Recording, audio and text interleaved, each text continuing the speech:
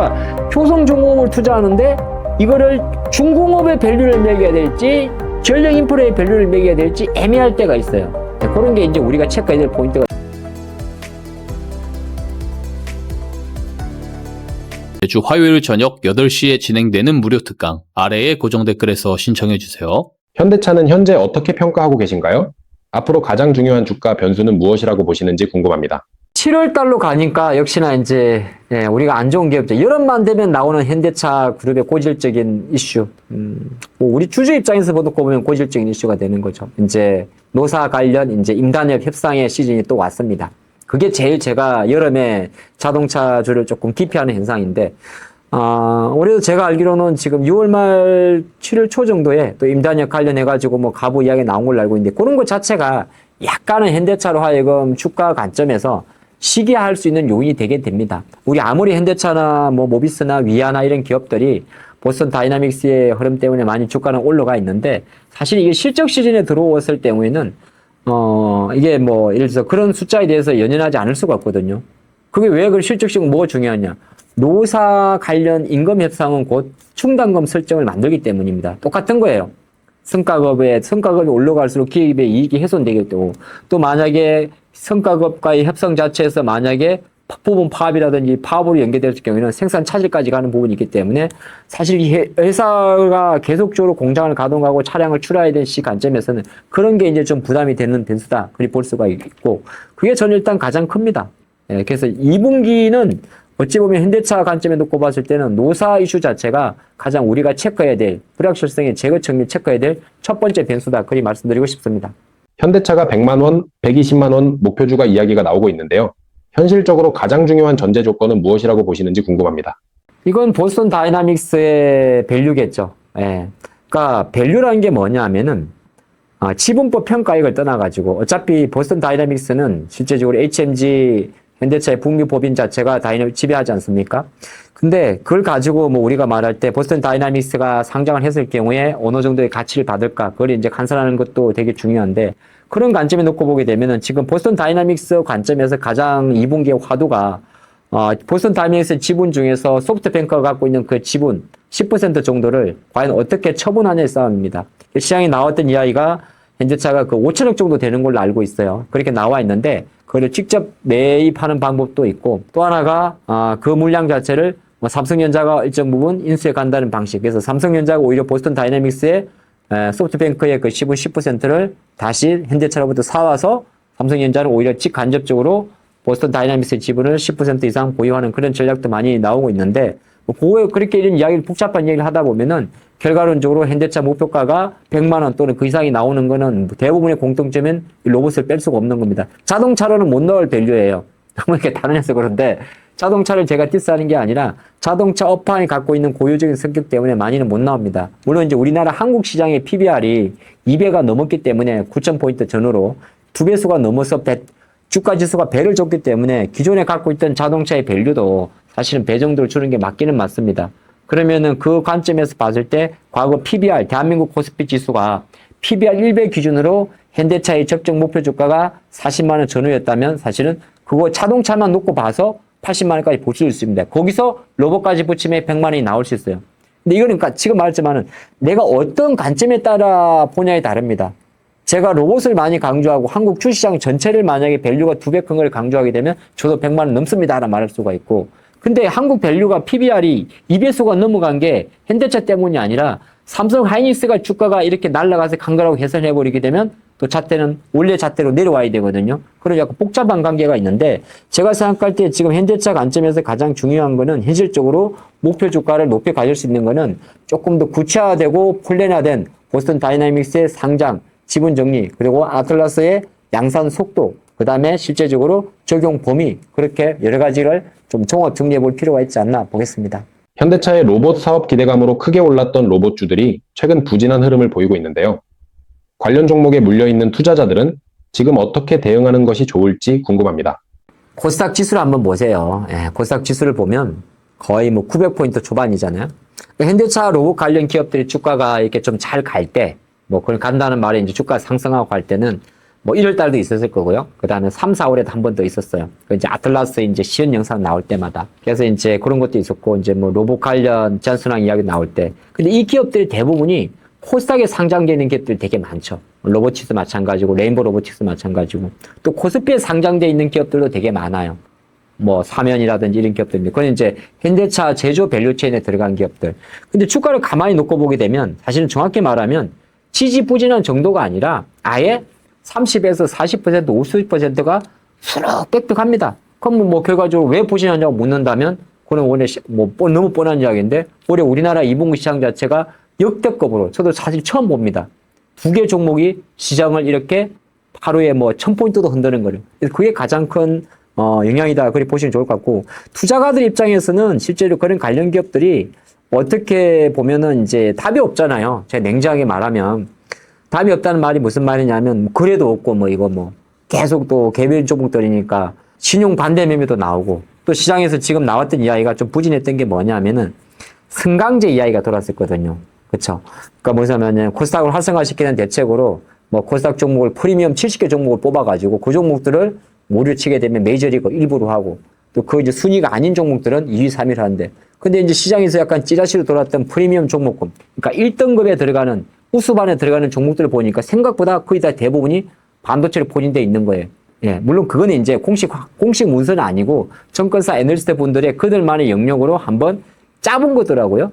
왜냐면 우량 기업이니까, 그러니까 사이즈 시가 종목도 있고 했는데, 근데 그런 데는 별로 로봇도 별로 없었다 보니까 여러 가지 좀 복합적인 관계가 이 기업들의 주가를 좀 부진하게 할 수밖에 없는 거고, 그러면 기성전 결과적으로 로봇은 실적이 아니라 모멘텀 플레이라는 거잖아요.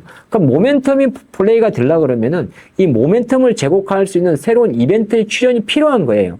그렇죠? 그럼 이벤트 출현이 나올 때까지는, 이런 말하면 너무 좀 기다리는데 좀 답답하지만은 기다려 주셔야 돼요. 근데 이 이벤트는 어떤 이벤트가 있느냐? 뭐 우리가 예를 들어보면 로봇 박람회 같은 그런 이벤트가 있을 수가 있고요. 박람회는 생각보다 많습니다.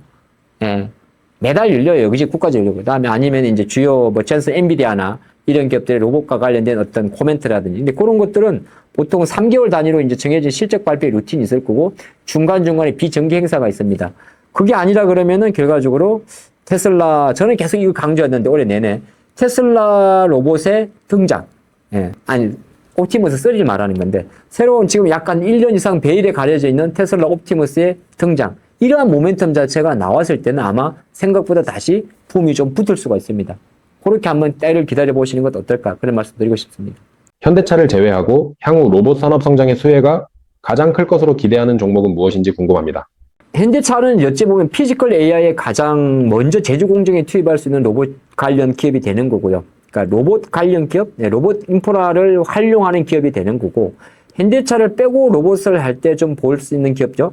갑자기 이렇게 딱 물어보니까 여러 가지 생각나는 게, 그냥 간단히 생각되는 건 이 기업 말하면 너무 좀 재미가 없을 건데, 삼성전자 같은데요? 이렇게 말하면 또 갑자기 삼성전자가 왜 나와? 근데 이게 너무 뻔한 이야기인데, 우리가 말할 때, 우리는 현대차 로봇을 할 때 시장에서 아톰을 기다리는 건 아니에요. 터미네이터도 아니에요. 뭐죠? 결과적으로 피지컬 AI를 만나는 거거든요. 현대차의 로봇이 포면적으로 놓고 보게 되면은 아틀라스라는 사람 닮은 그 휴머노이드가 뛰어다니면서 차도 제조하신다면은, 광의의 피지컬 로봇은 실제적으로 모든 공장 자체가 로봇화되어 있는 거거든요. 그래서 현대차가 미래로 미는 게 뭐냐, ABP 사업이라는 게 바로 그거예요. 모베드라는 자율주행 플랫폼마저도 어찌 보게 되면은 로봇이란 말이죠. 그럼 이런 자율주행 플랫폼이든 뭐 로봇이든 모든 걸 구동할 수 있는 거는 결과적으로 AI 반도체를 만든 회사가 어찌 보게 되면은 메인이 될 수가 있습니다. 그럼 이렇게 하게 되면은 나는 생각보다 다른 대답을 원했는데 그렇게 볼 수 있습니다만은, 그런 것도 한번 생각해 보시면 좋을 것 같고, 현대차를 제외하고 현대차 그룹 내에서는 여러분 아시겠습니다만은 로봇 시스템을 운영하는 오토에버라는 이런 기업보다는 실제적으로 로봇 하드웨어를 만드는 기업과 모듈 하드웨어를 만들면서 그거를 유지 보수할 수 있는 기업이 가장 수혜입니다. 예, 012330 현대 모비스겠죠. 그래서 사실 계속적으로 여러 가지 매체에서 모비스 하는 거예요. 보스턴 다이나믹스의 아틀라스를 실제 모듈 자체를 생산하고 제공할 수 있는 업체 말이죠. 예, 그렇게 본다면은 역시나 뭐 늘 반복적인 이야기입니다만은 현대 모비스를 조금 더 관심 있게 보시는 게 좋습니다. AI 데이터 센터 투자 확대와 전력 수요 증가가 이어지고 있는데요. 앞으로 전력 설비 업종 전망은 어떻게 보고 계신지 궁금합니다. 국내 3사 전력 설비 회사 고압 변압기를 만드는 효성, 뭐 LG, LS, 그다음에 이제 현대일렉트릭 같은 경우에 북미 고압 변압기 투자를 보게 되면요. 계속 투자를 하고 있습니다. 하고 있고, 주가는 사실 2분기에 많이 쉬었습니다만 전력 설비 업종이나 전망에 대해서는 아직까지 이견이 달릴 수가 없어요. 그리고 최근에 다시 북미에서 약간 그런 이야기 나오는데, 과거 트럼프 행정부가 들어오면서 지금 미국 기업들 같은 경우가 전력 인프라스트럭처의 사업 속도가 좀 기연돼 있는 게 있습니다. 트럼프의 이제 정책에 있는 건데, 트럼프 대통령이 실제적으로 전력 설비나 이런 노후화된 전력 설비 교체에 대한 어떤 프로젝트 진행을 약간 미뤄둔 것도 있어요. 돈이 많이 나가니까. 그래서 이제 그런 관점이 있다 보니까 과거 25년도에 많이 들어보셨을 거예요. 미국이 장기화적으로 되어 있는 전력 인프라스트럭처를 이제 바이든 행정부 때 이미 진행하던 프로젝트거든요. 그러니까 전선도 바꿔야 되고, 우리 측에 되면 전주도 바꿔야 되고, 그런 것 자체가 다시 재개되지 않다 보니까 조금 딜레이 돼 있어서 오히려 국내에다가 국내 전력 인프라 기업들이 뭐 효성이든 LS 일렉트릭이든 뭐 HD 현대일렉트릭이든 투자를 많이 했는데 아직까지 투자 대비해서 성과는 나오고 있지 않다 보니까 주가 관점에서는 조금 답답한 성과가 뭐냐면 추가 수주가 안 나오잖아요. 그러다 보니까 좀 답답한 흐름을 보여주고 있는데 그거 아니다 하더라도 실제적으로 AI 반도체의 다음은 뭐냐? 다음이 아니고요. AI 반도체와 함께 하는 게 뭐냐? 그게 바로 전력 인프라스트럭처가 되는 겁니다. 그런 관점에서는 사실 뭐 별로 그건 없을 것 같아요. 그러니까 주가가 좀 안 갈 뿐이지 이 사이클 자체가 끊기지 않습니다. AI를 구현하기 위해서는 무조건 필요한 게 데이터 센터잖아요. 그 결은 뗄 수가 없습니다. 데이터 센터 없이 AI는 있을 수가 없는 거거든요. 그 막대한 데이터를 처리하고 저장하고 다시 제공해야 되는 환경이 되는 거고 그 데이터를 뭐 클라우드 환경, 우주에 띄우든 하늘 위에 띄우든 어디 뭐 지리산 위에 천왕봉 위에 띄우든 간에 필요한 거는 데이터 센터라면 그 데이터 센터를 구동하기 위해서는 전력 수요는 필수 불가이라니까 이거는 제가 볼 때는 계속 이쪽에 대한 전망은 저는 막다 그렇게 생각하고 있습니다. 현재 전력 설비 전력기기 업종에서 가장 주목하고 계신 종목은 무엇인지 궁금합니다. 요 메인 3사예요. 예, 메인 3사인데 효성, 예, LS, 엔진인데 이게 조금 똑같은 이야기 하게 되면 비슷비슷한데 세 개 기업 모두 다 북미 공장이 법인이 있고 북미에 투자를 하고 있습니다. 여기에 이제 조금 더 넓게 보게 되면은 저는 이제 이 모든 거를 다 갖고 있는 기업이 있어요. 이제 단점을 좀 까볼까요? 깐다는 게 좀 건. 단점을 조금 이야기하면 효성은 이제 뭐가 문제냐? 효성 중공업 투자를 하려고 그러니까 건설 중장비 사업이 있어요. 이름부터 보게 되면 효성 일렉트릭이 아니라 효성 중공업이잖아요. 그래서 효성 중공업이 전력 인프라 황제주, 쭉들은 비싼데 이게 딱 사업 구조를 딱 열어보면은 뭐가 있냐면은 중공업 부분이 있어요. 그래서 한때 21년 전에 효성 중공업이 그거를 인적 분할하려고 중공업들 떼고 전력적으로 인적 분할하려고 하다가 지금 우리는 한국에서 인적 분할을 잘못하면 그래서 해서 퇴짜 맞아요. 이 미친 나이를 정도거든요. 그러면서 그 인적 분할 자체가 보류되어 있어요. 그러니까 효성중공업을 투자하는데 이거를 중공업의 밸류를 매겨야 될지 전력 인프라의 밸류를 매겨야 될지 애매할 때가 있어요. 그런 게 이제 우리가 체크해야 될 포인트가 되는 거고 HD 현대나 LS 같은 경우는 지금 사실 별로 그런 건 없어 보여요. 두 가지 하는 비교해놓고 나머지 이런 걸 빼고 났을 때 제가 생각을 할 때는 요걸 아우르는 기업이 하나 있을까 생각을 잠깐 해봤거든요. 지금은 다 변압기만 이야기를 했잖아요. 우리 여기에도 이제 서로 엮여 있습니다. 변압기도 있고 전선도 있는데 그런 모든 걸 다 같이 할 수 있는 기업이 없을까를 생각을 해보니까 LS예요. 네, LS. 그러니까 쉽게 말해서 전력 인프라는 게 적어도 코엑스나 전력 박람회 이런 데 가보면은 처음에 생각할 때는 고압 변압기 이런 것만 생각을 했어요. 변압기라는 게 우리가 좀 누구를 해볼 수 있는 요즘에는 잘 안 보이죠. 도심에서는 시골 조금만 나가보면 전봇대 있죠. 있어요. 예. 조금만 나가면 전봇대 있어요. 아직까지 우리나라도. 그럼 전봇대 쭉 보면은 까치도 앉아있지만 이렇게 회색으로 된 이렇게 드럼통처럼 생긴 게 있잖아요. 그게 보통 변압기잖아요. 이제 그런 변압기만 한다고 생각을 했는데 가보니까 아까 말한 대로 이제 ESS 박스가 있을 거예요. 컨테이너 박스 같은 거.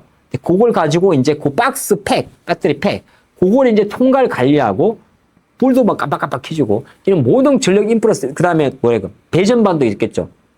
우리 아파트 여러분 들어가 보시면은 보통 현관문 오른쪽에 분배반, 배전반 그런 거 있어요. 옛날 더 쉽게 말하면은 두꺼비지 생각하시면 되죠. 근데 그런 거를 다 관리하는 기업들도 있어요. 근데 그걸 토탈하는 기업이 뭘까를 보니까 LS더라고요. 전선도 만들어, LS 산전, LS 전선. 전선도 있지. 그 다음에 LS 일렉트릭과 관련해서 전력 인프라스트럭처 변압기도 하지. 그 다음에 스마트 그리드를 해가지고 전원 통제까지 합니다. 뭐 예를 들어서 뭐 이쪽에 사람이 없으면 불도 좀 조명도 낮춰놓고 그래서 전력 효율을 하는 사업이거든요. 저는 그 사실 LS를 좀 많이 보는 기업인데 LS가 이제 문제가 있었던 게 약간 이제 LS 전선이죠. 요거 이제 상장을 한 해 만에 하면서 말이 좀 많았던 건데 그것만 좀 빼고 나면은 뭐 종합기업 입장에서 놓고 봤을 때는 LS를 조금 관심 있게 계속 보고 있습니다. 전력소비 소부장 어떻게 보시나요? 그러니까 변압기만 이야기를 하다 보면 이제 여러분들이 가온전선요, 일진전기요, 뭐 대한전선 뭐 이런 거도 어떻습니까? 이렇게 많이 여쭤보는데 이 기업들 가만히 보면요, 여러분들 실적 다 좋습니다. 대원전선도 마찬가지고 대한전선, 일진전기, 가온전선, 네, 전선 회사들은 웬만하면 실적이 되게 괜찮아요. 왜냐하면 수주 자체가 안정적이고 이게 이제 기업이 아니라 보통 광급공사나 이렇게 설비가 많기 때문에 단단한 수주 잔고를 갖고 있는데 그중에서 제가 여전히 관심 있게 보는 기업은 산일전기라는 기업입니다. 이 산일전기는 원래 회사 자체는 중저압 변압기를 만드는 기업이에요. 그러니까 변압기도 고압이 있고 중저압이 있어요. 뭐 똑같죠? 이제 쉽게 말해 전력의 그 송출, 전류, 전속. 이제 고압이면 고압이고 뭐 약간 낮은 것도 있지 않겠습니까? 당연히 고압이 비싸겠죠. LS나 현대나 이런 애들이 이제 보통 고압에 특화되어 있는 거고. 근데 산일전기도 이제 기존의 중저압 변압기에서 고압 변압기 쪽으로 사업을 좀 캐파한 게 있고요. 또 하나가 이 산일전기 같은 경우는 조금 변압기 중에서나 또 사업주 내에서도 ESS 쪽에 특화되어 있습니다. 예, 특화되어 있는데 ESS는 결과적으로 데이터 센터로 연결되는 거고요. 그리고 이 기업이 최근에 보니까 미국의 대표적인 연료 전지 기업 블룸에너지와 납품 수주 계약을 하고 있더라고요. 그러다 보니까 이런 기업들도 이제 같은 전력 전선 중에도 실제적으로 새로운 그림과 새로운 글로벌 메이커와 연결고리가 되는 기업들은 여러분들이 조금 체크해 보시면 좋고, 전력 기업들 투자하실 때 막판에 조금 말씀드리면 중소형사들 같은 경우는 지분 구조 때문에 약간의 유통 물량이 제한적인 게 많습니다. 그거는 꼭 체크하셔야 돼요. 유통 물량이 제한적인 게 올라갈 때는 잘 올라가는데 혹시나 주가가 안 움직일 때는 정말 안 움직입니다. 유통 물량이 작은 게 꼭 좋은 건 아니에요. 그거는 꼭 구분하셔서 보시면 좋을 것 같습니다. 하반기 시장을 보면서 투자자들이 가장 주목해야 할 변수는 무엇이라고 보시는지 궁금합니다. 실적이에요. 예. 맨날 실적은 뭐 맨날 이야기하는 거 아니야? 금리가 아니고 금리를 누를 수 있는 것도 실적이고, 예, 실적입니다. 근데 왜 그러냐면 상반기는 우리가 1분기, 2분기는 결과적으로 유가였어요. 근데 유가가 지금 방송하는 이 시간에 이제 배럴당 $70 초반까지 팍 떨어졌어요. 뭐 특별히 미국과 이란에 핵무기 쏘지 않는 이상 웬만해서는 $100 못 갈 분위기거든요. 그러면 유가 다 내려왔으니까 뭐 금리 이야기 많이 하시는데 유가 다 내려왔는데 금리가 뭔 중요하겠어요? 일정 부분 누르긴 하겠죠. 유가 내려온다고 물가가 바로 내려가는 건 아니니까. 근데 시장은 실제로 그 부분까지도 감내하고 간다면 어찌 보게 되게 되면은 실적이에요. 근데 왜 갑자기 이 실적을 많이 이야기하느냐? 일단은 실적이란 게 그래요. 항상 4분기가 안 좋고 1분기는 좋아요. 근데 1분기는 조금 부진해도 2분기에 기대를 주는 거예요. 우리가 전 세계가 똑같은 달력을 써서 그래요.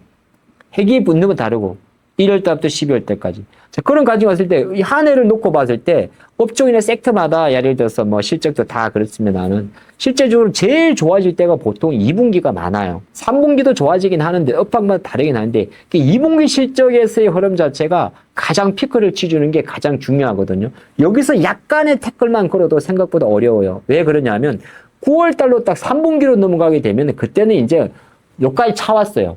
예, 주가도 차있고, 눈높이도 차있기 때문에, 거기서는 이제 조금만 더 못 찾으면은, 바로 가을이 오기 때문에 생각보다 힘들어집니다. 그래서 제가 생각할 때는, 하반기 시장을 놓고 봤을 때, 3분기와 4분기를 만약에 두 달에 나눈다면, 결과적으로 여러분들이 뭐, 썸머 랠리나 이런 거까지 생각하실 건데, 썸머 랠리를 한다는 거는 뭐죠? 매니저들이 주식이 가장 좋은 주식을 사놓고 휴가를 가는 게 썸머 랠리잖아요. 사놓고 가고, 팔고 가는 게 아니라, 그럼 뭘 사겠냐 이거죠. 내가 나는 이 주식이 주가 올라갈 거니까 안 볼래. 그럼 우리가 개인 투자 입장에서는 내가 사놓고 안 볼 주식은 어떤 섹터죠? 실적이 좋은 회사, 탄탄한 회사잖아요. 그 관점으로 보셔야 조금 더 낫지 않을까. 근데 이게 뭐 이렇게 말하면 헷갈릴 수 있긴 있는데 어쨌든 간에 실적이 우리가 하반기 관점에서 가장 중요한 변수가 되겠다. 그렇게 말씀드리고 싶습니다. 마지막으로 투자자분들께 한 말씀 부탁드립니다. 올해 2분기를 보면서 아마 3월, 4월달, 5월달, 6월 보면서 야 정말 주식 투자 어렵다 많이 느꼈을 거예요. 근데 어떤 분들은 왜 어려워? 그냥 삼성전자 하이닉스 사두면 되는데 이렇게 볼 수도 있습니다. 사실 주식은 어렵습니다. 예, 참 어려운 거예요. 근데 한 가지 말씀드리고 싶은 거는 내가 어렵다 싶을 때는 살짝 발을 빼십시오. 이미 많이 들어갔다 싶어도 발을 조금 빼놓고 보면은 그 어려움이 스스로 내가 알아서 쉬워질 수도 있고 시장이 스스로 정화될 수가 있거든요. 저도 주식을 오래 해봤지만은 결과적으로 잘 안 보일 때는 허우적거려봤자 더 깊은 수렁으로 가더라고요. 그래서 혹시나 2분기 동안에 시장이 너무 힘들어서 투자에 힘들으셨던 분들은 약간 이런 작은 어떤 포인트도 잘 캐치했으면 좋겠습니다. 감사합니다.